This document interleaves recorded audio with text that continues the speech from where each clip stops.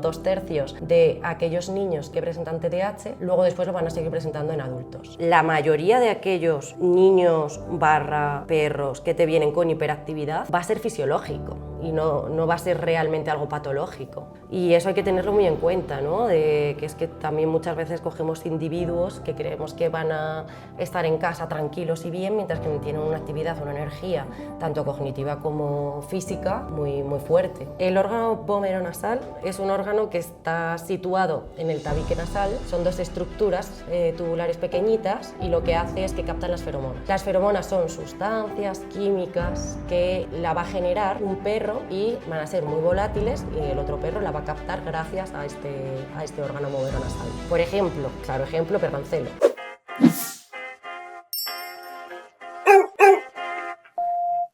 Buenas, hoy tenemos aquí a Susana Muñiz, que se acaba de abrir su Medicina Comportamiento. Por favor, visiten esa web, medicinacomportamiento.com o .es. Sí, .com. Medicinacomportamiento.com.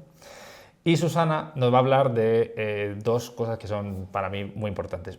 La primera es que nos explique toda la carrera académica para ser diplomada europea en veterinaria, en la especialidad de etología. Y en la especialidad de medicina del comportamiento. Y que nos cuente bastante de su investigación, que la ha llevado hasta ahí, que es el TDAH en perros, ¿vale? Trastorno de déficit de atención e hiperactividad, que ahora lo explicará ya mucho mejor, en perros, que es su gran campo. Así que, muchísimas gracias por venir desde Galicia y bienvenida. Bien hallado. Lo primero. Todo el mundo cuando va ahí a la selectividad, claro, es que la selectividad la hacemos muy pequeños. Es uno de los problemas que tiene esto, ¿no? Sí. Te dicen, ¿qué quieres ser? Y dices, ¿pero te lo tengo que decir ya? Pues sí, te ha tocado. Entonces, siempre asociamos el veterinario, normalmente tú lo asocias a una clínica. Primero, luego ya, cuando ya empiezas a conocer el mundo, te das cuenta que no, que hay muchos veterinarios que no están en una clínica. Y luego muy poca gente piensa en la veterinaria como la forma de especializarse a través de una carrera académica bastante larga, a la que ahora nos vas a contar, para ser especialista en etología o en medicina del comportamiento. Entonces, cuéntame un poco qué has hecho desde que acabas veterinaria para ser diplomada europea en etología. Pues como tú bien dices, la veterinaria es algo que es muy amplio, y desde toda la comida que pasa por tu plato, que pasa por un veterinario o por una veterinaria, hasta los que están en clínica, ¿no? O incluso en farmacéuticas. Y en mi caso yo tenía muy claro que me quería dedicar a comportamiento animal, era mi pasión desde el principio. Y en veterinaria ya me empecé a ir con diferentes etólogos. En ese caso fui con el que estaba en la facultad de la Complutense, que era Miguel Ibáñez, y luego también me iba con Pablo Hernández a hacer domicilios para ir aprendiendo y ir ya formándome en aquello que me gustaba. Después, una vez que acabé, me dediqué a clínica. Sí que es verdad que yo tenía muy claro que quería ser etóloga, pero también es verdad que para ser una buena etóloga, como hay tantos problemas de comportamiento que son derivados de problemas orgánicos, es necesario que primeramente hayas hecho clínica y estés como más en contacto con todas aquellas enfermedades para que luego después te sea mucho más fácil verlo, más allá de lo que estudias en los libros, ¿no? El tener esa práctica. Entonces ahí estuve estuve a un 5-7 años de clínica y urgencias, que he de decir que me encantó un montón, y ya llegó un momento en el que me fui a hacer el máster, en mi caso fui a hacer el de la UAB, cuando todavía era presencial, en Barcelona, que era un máster de etología clínica, y desde ahí trabajé un año de urgencias y etóloga en Madrid, y luego ya me salió la oportunidad de hacer la diplomatura europea. Y la diplomatura consiste primeramente en que una persona que es diplomada abra plazas para poder coger a residentes. Si no recuerdo mal, puede tener hasta 2 residentes como primera diplomada, ahí no estoy muy segura. Y luego puedes hacer la diplomatura, lo que se llama conforming, que es que estás el 100% de tu tiempo con esa persona. Que en mi caso fue Ángela González, y me fui a Lugo a hacerla, allí en la Universidad de Santiago. Y luego tienes la no conforming, que es que tú puedes seguir trabajando y vas haciendo y cumpliendo todos aquellos requisitos que se piden. Sí que tienes que pasar una temporada y un periodo con tu mentora. Luego, claro, una vez que ya entras allí, yo lo hice, por ejemplo, lo mínimo son 3 años para hacer la residencia. Como me pilló el COVID, la alargamos hasta 4. O sea, tú estuviste dedicada 100%, o sea, full time, las 24 horas del día, las 24 horas de la noche. Exacto. En la Universidad de Santiago, 4 años de residente. Eso es. Eso es. Al principio tienes que pasar las consultas bueno, en este caso con Ángela. Yo tenía que pasar las consultas y ver, pues, tienes que pasar mínimo 100 casos por año de primera vez.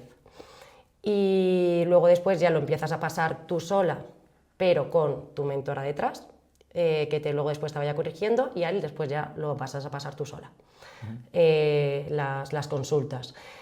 Y nada, y luego también hay otros requisitos que tienes que cumplir. Tienes que hacer un artículo científico.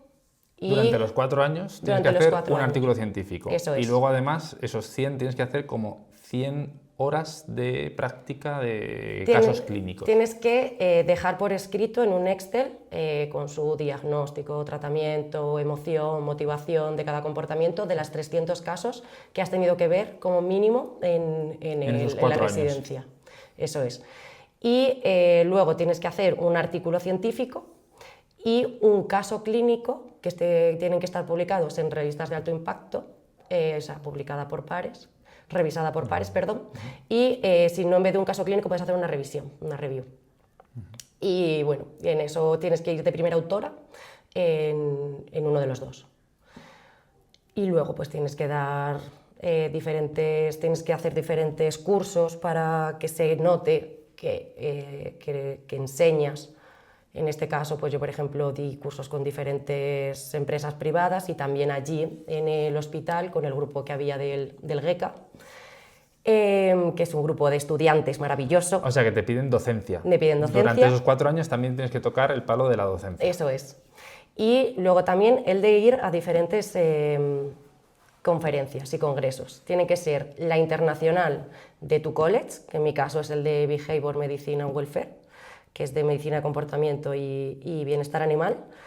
Tienes que ir, que se hace una conferencia anual, que es bastante curiosa, porque lo que hacen es que los residentes principalmente, también los que son los mentores que ya son diplomados, exponen los artículos que están creando. Y entonces es guay, porque te vas informando ya pues de las cosas que están motivando al resto a tener en estudio. Y luego después tienes que ir también a otro internacional, a nacionales, y dar charlas, bien presentación oral o póster, en alguno internacional. Creo que tienes que hacer mínimo 2. Entonces, bueno, claro, ahí te entra el factor que, dependiendo de cómo sea tu lengua, todos son 4 inglés, años.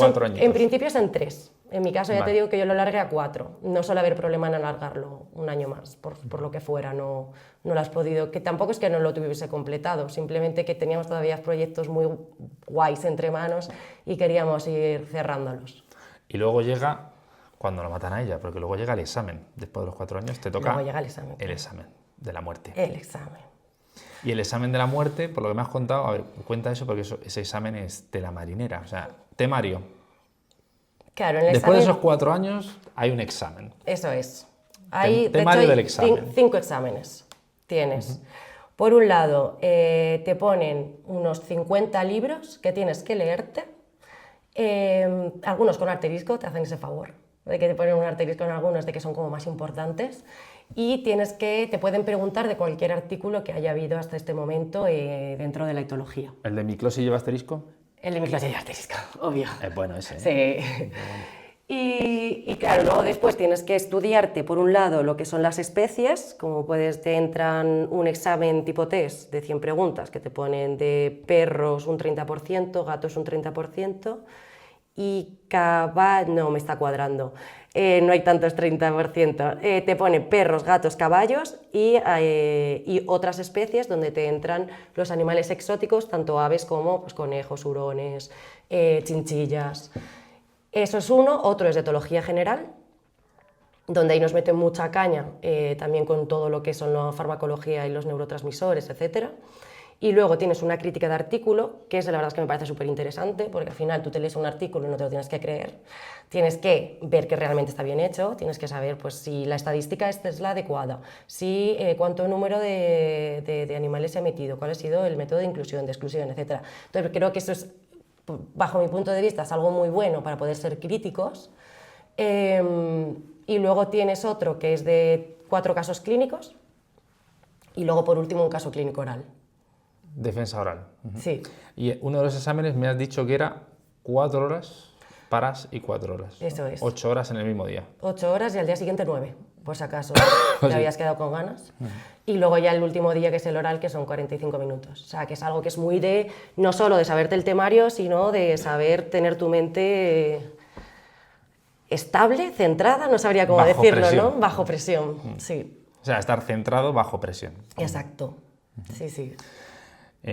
Bueno, al final sí, eso, como todo esto de selectividad, todas estas cosas, Sí. siempre hay una parte de cómo gestionar la presión. Lo que pasa es que eso ya es a nivel muy pro. 4 horas paras y 4 horas, y el día siguiente 9. Sí, de hecho lo normal, muy poca gente aprueba la primera, porque la primera vez es como más el contacto con el examen, saber bien, muchas veces también con el tiempo falla, o te bloqueas, te estás cansado. Lo normal es, así de media, suele ser a la segunda o la tercera convocatoria. Lo que pasa es que claro, tienes una convocatoria al año solo. Y la convocatoria, entiendo que eso será te convocan en Bruselas, donde Sí, yo lo hice en Milán el primer año, que ahí jugaba en casa porque hice el Erasmus allí, y luego lo hice en Viena este año. O sea, te convocan en una ciudad europea cada año y ahí tiene que ir todo el que se Sí. quiere diplomar. ¿Qué vais, todos los colleges al mismo sitio o no? No, o sea, bueno, es que ahora lo han cambiado, porque hasta ahora era así con el de medicina de comportamiento, pero ahora como medicina de comportamiento y bienestar son el mismo college, aunque son diplomaturas diferentes, lo van a poner juntos y lo van a poner antes del Congreso Europeo, lo cual tiene más sentido porque al final solo haces un viaje, porque estás como obligado, entre comillas, a ir a ese Congreso Europeo, entonces haces el examen antes y luego después tienes el Congreso. Entonces ahora, de hecho este año va a haber 2 convocatorias, porque a partir de ahora va a ser en septiembre y este año lo tienen en Helsinki, que bueno, por lo menos conoces lugares. Y bueno, el campo, habrás estudiado diferentes materias, pero donde te has centrado en estos 4 años de investigación fue en el TDAH en perros. Eso es. Primera pregunta es, lo primero que te tocaría sería ponerte mucho las pilas con el TDAH en general como trastorno.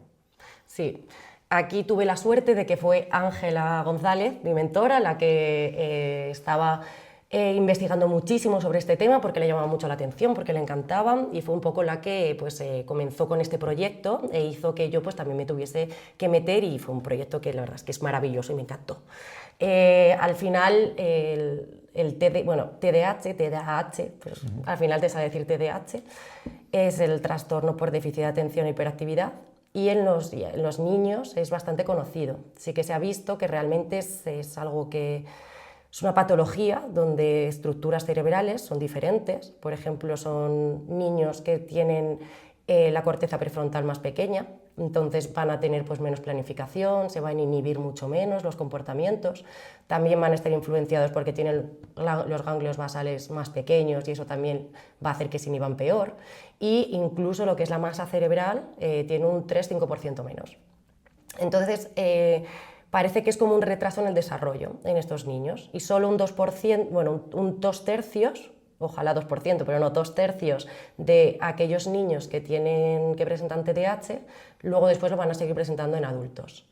Que hay algunos que como que luego después se desarrollan esas estructuras. Entonces, claro, también están muy involucrados determinados neurotransmisores, como puede ser el neurotransmisor de la serotonina, que está más bajo, que esto va a implicar en el estado de ánimo, en las emociones, el dolor, en el sueño, ¿no? En el ciclo vigilia, la dopamina, que son niños que de hecho tienen que tener como una recompensa inmediata. Si haces un retraso de la recompensa, ¿no? Que también pasan perros, se van a frustrar y no van a saber gestionarlo. y esto es por la falta de la dopamina. Luego también están más distraídos porque también está alterado la norepinefrina, que es el que te va a llevar a la atención principalmente. Entonces, al final hay que tener en cuenta que se trata de una patología que si es un TDAH patológico, una hiperactividad patológica, nos estamos enfrentando a que tenemos que poner un tratamiento muy concreto. Y muchas veces vamos a empezar con un tratamiento etológico y de comportamiento, y luego otros van a necesitar ayuda farmacológica, porque realmente esos neurotransmisores están a la baja. Siguiendo con los niños, hay un factor que entiendo que es un factor ambiental, habrá otros, evidentemente, pero ¿tienes identificados los factores ambientales? ¿Cuáles son los factores ambientales que provocan que un niño pueda desarrollar TDAH? Pues aquí te puedo hablar más en perros. Ah, o sea, pasamos ya a perros. Sí, lo que son los factores ambientales en niños, claro, es que también hay que tener en cuenta que la mayoría de aquellos niños / perros que te vienen con hiperactividad va a ser fisiológico y no va a ser realmente algo patológico. Y eso hay que tenerlo muy en cuenta, ¿no? Que es que también muchas veces cogemos individuos que creemos que van a estar en casa tranquilos y bien, mientras que tienen una actividad, una energía, tanto cognitiva como física, muy, muy fuerte. Entonces hay que tener en cuenta que muchos de ellos van a ser realmente hiperactivos pero fisiológicos. ¿Qué factores ambientales nos pueden a nosotros afectar? Principalmente en perros, que es lo que más te puedo decir. Pues por ejemplo, el hecho de que pasen mucho tiempo solos una vez que han sido adoptados. Incluso se vio en un estudio que parece que dormir alejado de los tutores puede ser un factor que en un futuro pueda tener más tendencia a tener TDAH. El ejercicio, si lo tienen muy bajo, principalmente cuando son jóvenes, puede hacer que luego después presenten TDAH, pero si te lo tienen muy elevado también, porque van a hacerse a ese nivel de actividad que luego después va a ser muy difícil bajarlo. También parece ser que perros que están aislados antes de las 12 semanas, luego después van a tener más problemas de comportamiento, y entre ellos hiperactividad y agresividad, ¿no? Que al final la impulsividad también forma parte de este trastorno, según en qué individuos. Y luego también pues, tener al perro pues, que no juegue, que no tenga un juego social, principalmente cuando son más jóvenes. Al final eso es necesario para ese desarrollo normal, ¿no? Cuando son jóvenes tienen como una plasticidad cerebral, que yo siempre lo veo como un árbol que va teniendo ramas, y entonces tiene que ir creciendo y crece muy rápido cuando son muy jóvenes, y es cuando tienen que aprender todo. Y luego después, aquellas que no han salido a la luz, muchas veces son como ramas que no crecen o que se cortan. Entonces ahí es cuando más lo necesitas, ¿no? Cuando son jóvenes, que sea todo como muy estable. Si llega un perro a una consulta y quieres evaluar si tiene TDAH, me comentabas que había diferentes tests hablabas de test comportamentales por un lado, supongo habrá pruebas a nivel fisiológico. ¿Cómo lo hacéis? Pues no hay nada que te pueda confirmar que tiene TDAH. Eso es lo primero que siempre hay que tener claro, que lo vamos a basar en diferentes pruebas, pero no hay una concreta. Primero, lo que tienes que hacer es eliminar cualquier problema orgánico. Va a haber muchos problemas orgánicos, por ejemplo, una dermatitis. Yo no sé si habéis tenido perros con dermatitis. Yo a mi perro le noto que tiene la dermatitis antes de que le salga, porque se vuelve loquísimo a correr de un sitio a otro, está inquieto, no puede ir. Al día siguiente es cuando sale la dermatitis. Entonces, muchas veces van a tener problemas orgánicos ligados. Lo primero que tienes que hacer es eliminar todos esos problemas orgánicos. Y luego después tienes que hacer una gran anamnesis para ver que realmente ese perro presenta esa hiperactividad, impulsividad o déficit de atención de forma patológica. Tienes que ver que tenga las rutinas cubiertas, qué ejercicio hace, cómo es su día a día. Y luego, una vez que ya tienes toda la anamnesis y parece que sí que te está todo cubierto y que pueden ser otro tipo puede ser algo patológico, existen diferentes test que nosotros usamos. Por ejemplo, son cuestionarios como es el DIAS, que es un test que habla de impulsividad. Claro, hay que tener en cuenta que tanto en humanos como en perros hay 3 tipos de síntomas. ¿El DIAS es solamente para, o sea, lo completan los tutores o hay pruebas? Los tutores. Solo los tutores. Sí, lo completan los tutores y tiene unas notas de corte, se dividen como en tres clasificaciones, ¿no? De respuesta a la novedad y agresividad, y digamos que te va a dar más alto o más bajo de la media. Claro, ¿por qué se hace uno de impulsividad? Porque los síntomas principalmente son que puede ser principalmente impulsivo-agresivo, principalmente, o sea, hiperactivo-impulsivo, perdón, principalmente con déficit de atención o presentar los 3. Entonces, al final, la impulsividad forma parte de este trastorno. Luego tenemos otro que es el TOG-ARS, que es de BAS, que bueno, este sí que es específicamente para los ADHD, que son los TDAH.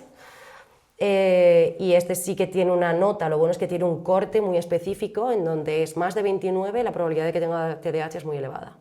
Entre 29 y tanto es media, y más baja no. ¿Y entonces, en ese sí que había subtest sobre el perro? Creo que son 18 preguntas que se hacen al tutor. Al tutor. Sí, sí, sí. Y luego ahora ha salido otro nuevo, también cuestionario al tutor.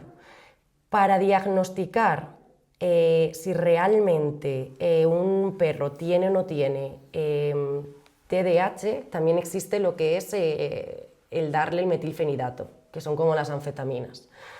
Paradójicamente, tanto en humanos que tienen TDAH como en perros, uno de los tratamientos son las anfetaminas. ¿Por qué? Porque la anfetamina hace que se libere más dopamina y a ellos les falta dopamina. Entonces eso va a hacer que sean gente pues, dentro de que se puedan meter más en la sociedad, ¿no? Digamos. Entonces, si tú a un perro le das metilfenidato y, eso sí, en un ambiente clínico, porque claro, imagínate que no es TDAH, le estás dando una anfeta a un perro. O sea, esto lo tienes que tener muy claro y he de decir que se hace muy pocas veces, porque solo un 50% de los perros que realmente son TDAH van a dar positivos. Entonces, si te da positivo, perfecto, pero si no te da, no tiene por qué. Cuando dices da positivo es que no se calma. Efectivamente. O sea, pues, al aplicar el tratamiento se calma. Sí. Y claro, paradójicamente se calma. Y claro, aquí al final sí que estamos ahora sacando unos test para intentar hacer en clínica. Estamos ahí con la estadística de un estudio que hicimos allí en el Rofcodina y estamos intentando sacar, pues ver si existe algún test concreto en el que se pueda realizar y, hombre, nunca va a ser 100%, pero sí que te ayude en ese diagnóstico. Pero ese test, por ejemplo, sería basado en un análisis de sangre, en una muestra de saliva, o sea, ¿en qué formato tendría ese test? Este test sería hacer diferentes pruebas. Vale, o sea, diferentes pruebas al perro. Al perro, eso es. Pues ver cómo explora una sala, por ejemplo, o ver cómo juega. Hay diferentes, estamos viendo a ver si encontramos alguna de todas las que hicimos que pueda ser clave. Y luego en ese mismo estudio medimos nosotros dopamina y serotonina. Al final de los test, que ese es el que todavía estamos en él, lo que hicimos fue medir la serotonina y la dopamina en los perros y se comparó perros control con perros TDAH y se vio que estaba más baja, también en perros, por lo cual eso hace que se vea que realmente es un trastorno muy similar al de los humanos, porque también tiene la serotonina y la dopamina baja. Habéis desarrollado otra cosa que habéis hecho que me ha gustado y me gustaría que lo comentes, es un test sobre el can de Palleiro. Sí. Cuéntame un poco sobre toda esa parte que es bastante interesante. Aquí, de hecho, el de can de Palleiro fue el artículo que metí para mi diplomatura, que lo que hicimos fue un estudio de la raza, un estudio temperamental de la raza del can de Palleiro. El can de Palleiro es el pastor gallego, muy bonito, muy inteligente, increíble, y lo que se hizo fue que se quiso ver realmente cómo era esa raza. Es una raza que había pocos individuos, por lo cual todavía se puede hacer mucho en esa raza, y que ellos quisieron que lo hiciésemos de la mejor forma posible. Entonces, para ello le hicimos un test, que es el test EBARC, que es un cuestionario de comportamiento que se le hace a los tutores, y ese cuestionario ellos lo rellenan. Y lo que conseguimos, no sé si fueron 177 de perros can de palleiro, 200 de una población que no fuese can de palleiro, y se comparó para ver qué diferencias había en el comportamiento de unos y otros. Y luego se hizo un test que se llama el SAP, que es el Sociability Assessment Behavior, si no recuerdo mal, el cual son 16 subpruebas que se realizan a un individuo in situ, o sea, en un sitio. Son pues más o menos la mitad con el tutor o la tutora y la otra mitad solo. Y entonces se le va exponiendo a diferentes estímulos que en principio le van a crear o bien miedo o bien agresividad, o va a pasar de ellos y va a ser muy neutro. Y luego después esto se ve en el vídeo que se ha grabado y se analiza pues tanto la postura como los diferentes posibles signos de estrés. Y con eso lo que hicimos fue comparar la población general con la de can de palleiro y sacar un estudio sobre cómo era esa raza. Y se usó para seleccionar el carácter del can de palleiro, vamos a decir, el que se debería buscar. Claro, o sea, gracias a eso, porque no solo era eso, realmente con el can de palleiro nosotros teníamos, por un lado, dábamos charlas a todos aquellos que pertenecían al club, sobre pues, temas que a ellos les interesaban o temas básicos sobre pues, lenguaje canino, pues, incluso ansiedad por separación, le dimos como diferentes charlas.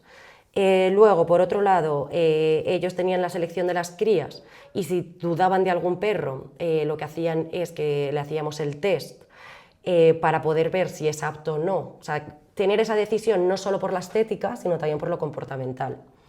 Y luego ver realmente cómo es esta raza actualmente, en qué es lo que hay que trabajar. Entonces, la verdad es que yo ahí animo, ¿no?, a todos aquellos que sean criadores o que pertenezcan a algún club de raza a pues hacerlo de este modo. A no solo ser la estética, sino también ser el comportamiento, que al final es lo que más va a importar. ¿Qué se buscaba en el...? O sea, digamos, si tuvieras que definir el comportamiento del can de palleiro, los rasgos temperamentales, ¿cómo lo definirías? Pues es un perro que es muy inteligente, muy activo, y bastante estable emocionalmente. Pero ojo, muy activo. Es decir, que aunque sea estable y sea muy listo, si te lo metes en una ciudad y trabajas 9 horas, no va a ser tu perro, desde luego. Bueno, muchos perros, yo siempre digo sobre eso, que digo, muchos perros no están para estar fuera 9 horas de casa fuera, sí, sin el perro, lo pasan mal.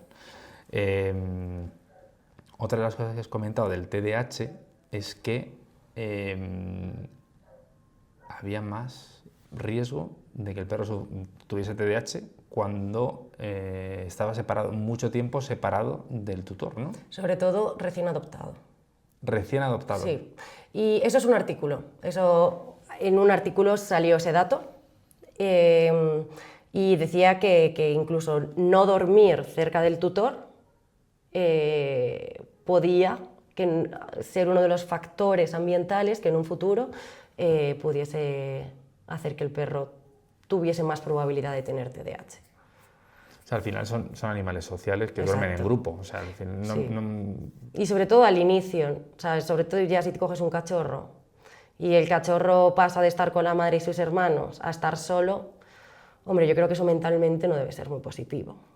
Es como pasar de la fiesta de la familia a estar todo el rato en familia a estar totalmente aislado, en el caso de que le dejen mucho tiempo aislado, claro. No tiene por qué ser así. Claro. Sí, que ahí les tienes que ir habituando poco a poco, etcétera. Pero sí, desde luego, si tienes un cachorro, coge vacaciones, yo siempre digo. Sí, es como una norma que debería haber. Cógete unos días libres. Enséñame tus vacaciones y te doy un cachorro, si no. Llevas ahí la camiseta de tu perro. Sí. Enséñala, por favor. Acho. Y Zura. Y Zura. Sí. Zuracho. Vale. Zuracho. Hacho, que es el marroncito, que parece una especie de setter, vamos a decir, o un bretón. Sí, el principio es bretón con pachón navarro. Pero bueno, los padres también eran mestizos. Tiene una característica muy suya, y es que le falta un órgano, que es el órgano vomeronasal. Antes de empezar con el caso de Hacho, el órgano vomeronasal, explícanos, para el que no lo sepa, qué es el órgano vomeronasal de los perros. El órgano vomeronasal es un órgano que está situado en el tabique nasal. Son dos estructuras tubulares pequeñitas y lo que hace es que captan las feromonas. Las feromonas son sustancias químicas que la va a generar un perro y van a ser muy volátiles y el otro perro la va a captar gracias a este órgano vomeronasal. Por ejemplo, claro ejemplo, perro en celo. La perra está en celo y el macho capta esas feromonas de que la perra está en celo, y lo más curioso de las feromonas y de este órgano es que pasan directamente al sistema olfatorio accesorio y no van a corteza. ¿Qué significa esto? Esto significa que son respuestas que son innatas, involuntarias e inmediatas. No te va a decir no vayas a por esa hembra que tu tutor te está llamando, que no, son respuestas que suceden y se dan en ese momento y son muy difíciles de inhibir porque van a crear un cambio en el estado emocional del perro gracias a estas feromonas. Entonces al final se usan mucho para el reconocimiento sexual y social. También cuando un perro, ¿no? Cuando se huele en el culo, que es como si se dijese en el DNI, pues un poco eso. Ahí se van a conocer, pues saben quién es. ¿Y tu perro? Y mi perro no tiene ese órgano. No lo tiene. Primera pregunta, ¿y cómo o sea, me refiero, ¿por qué llegaste a decir, voy a ver si mi perro tiene órgano vomeronasal? Qué buena pregunta. Pues desesperada. Yo he de decir que Hacho me desesperó muchísimo, fue horrible, un cachorro horrible, y mira que yo le amo por encima de mis posibilidades, pero era un perro que, bueno, cuando estábamos en Madrid ni tan mal, tenía miedo desde cachorro. O sea, él es un perro que yo lo cogí de Cuenca, de unos cazadores. Y yo cuando fui a por él estaba en una finca grande y convivía con más perros. Pero no había salido de esa finca y lo cogí ya fuera de lo que es el periodo de socialización, es decir, más tarde de las 3 semanas. Todo lo que a un perro le tiene que parecer normal tiene que darse entre las 4 y las 14, 16 semanas. Ahí es donde tenemos que meter los diferentes estímulos, etc. Sí, este perro salió de lo que era una zona rural a los 4 meses. Entonces, bueno, digamos que tenía excusas para todo prácticamente. Era un perro que tenía miedo a la gente. Entonces lo gestionaba muy bien, se escondía detrás mío y perfecto. Digo, bueno, ha estado realmente solo con 2 personas en lo que era su periodo de socialización, lo entiendo. Era un perro que a los estímulos les tenía mucho miedo al tráfico, de hecho desde pequeño se lanzaba a coches, que le tuve que hacer una desensibilización y contracondicionamiento con 5 meses porque se me lanzaba a todos los coches. O sea, era un perro que gestionaba las emociones de una forma un poco descontrolada.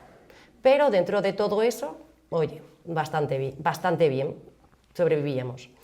Pero luego nos mudamos a Lugo cuando empezó la diplomatura y él ahí tendría 1 año y medio.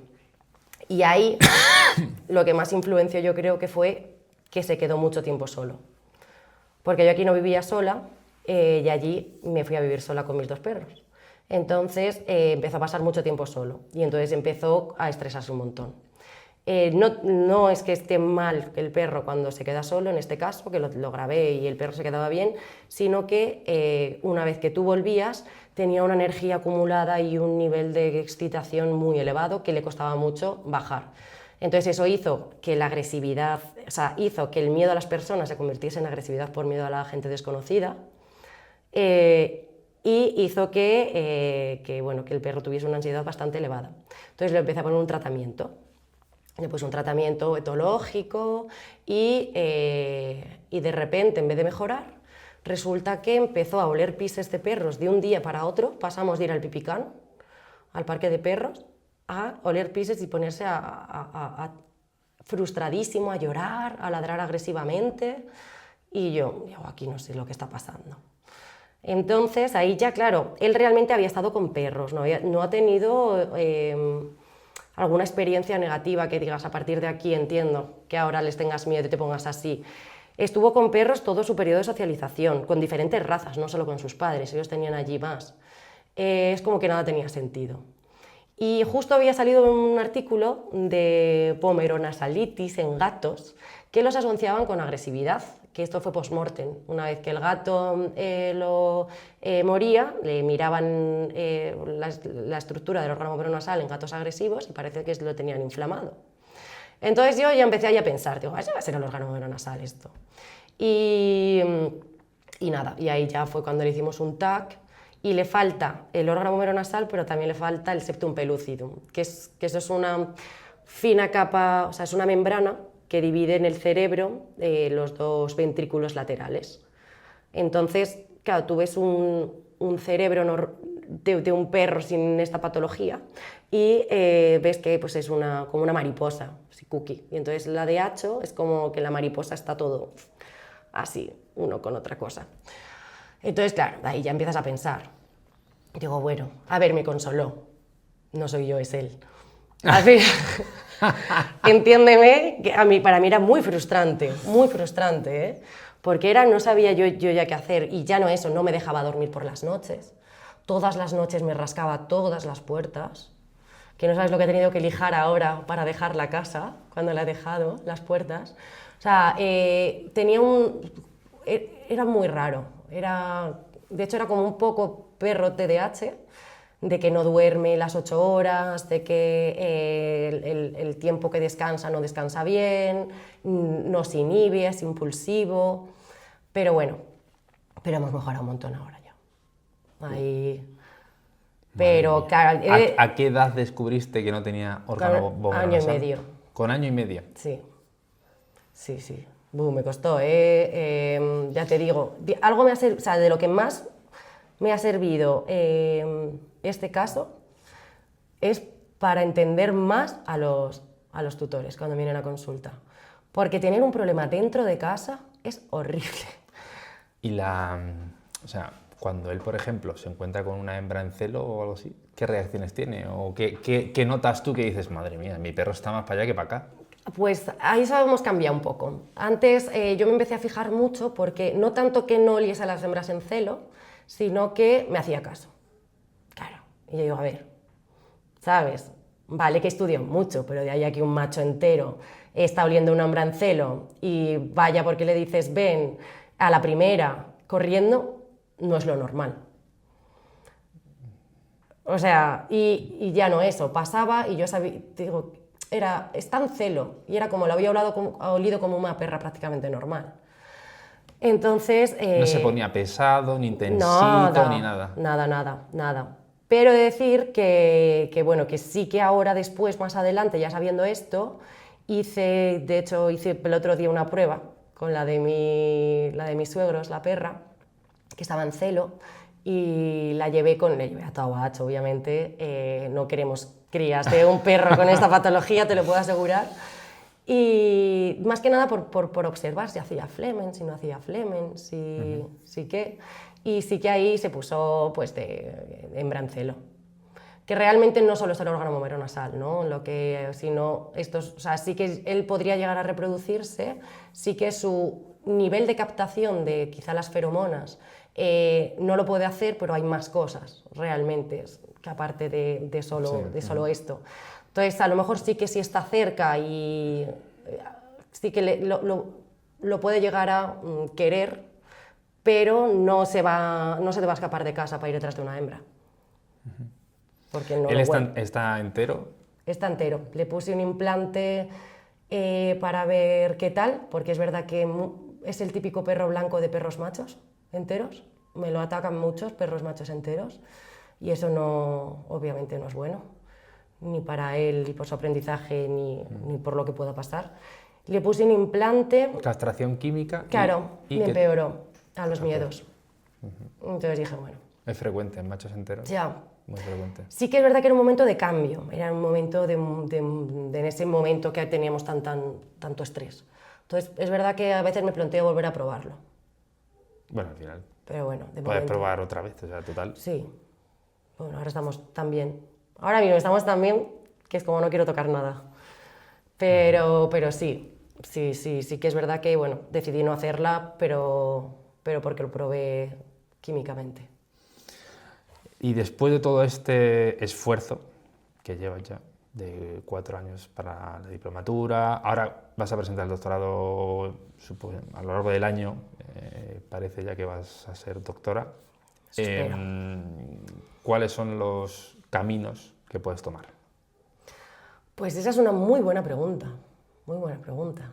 Yo desde luego sé lo que quiero. A mí lo que me encantaría, a mí me gusta mucho dar clase, o sea, sobre todo de etología, creo que la veterinaria está muy falta de comportamiento. Con suerte, para mí, a lo mejor no para los que lo hacen, a lo mejor veterinaria pasa a ser 6 años. Y en ese caso habría una asignatura de etología, lo cual sería maravilloso. Ahora no hay.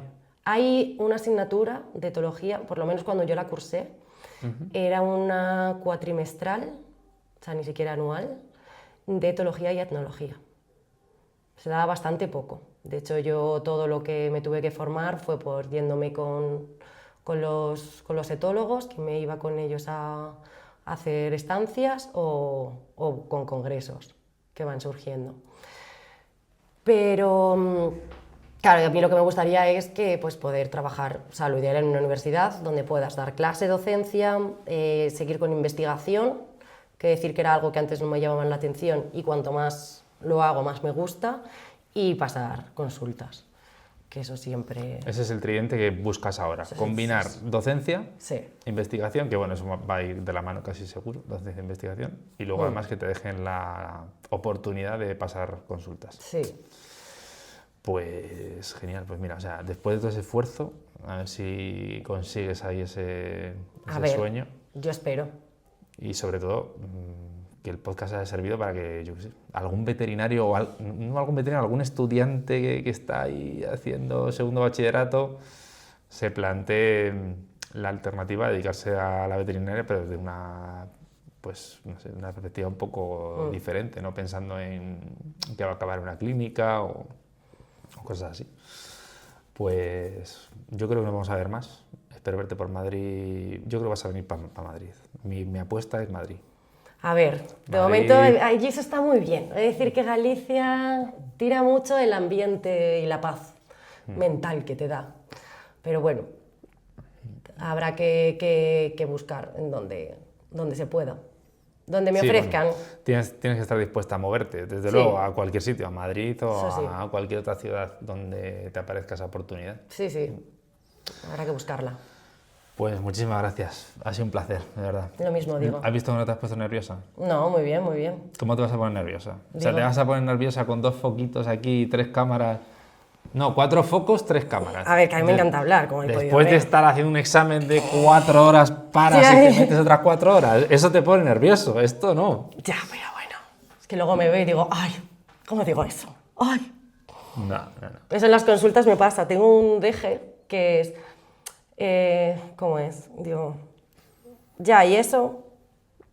Y claro, ahora cada vez que lo digo, ya, ¿y eso? Y yo, ay, tío, ¿por qué dices eso? ¿Sabes? Ya. Bueno, pues muchas gracias. Bueno, guay, muy bien.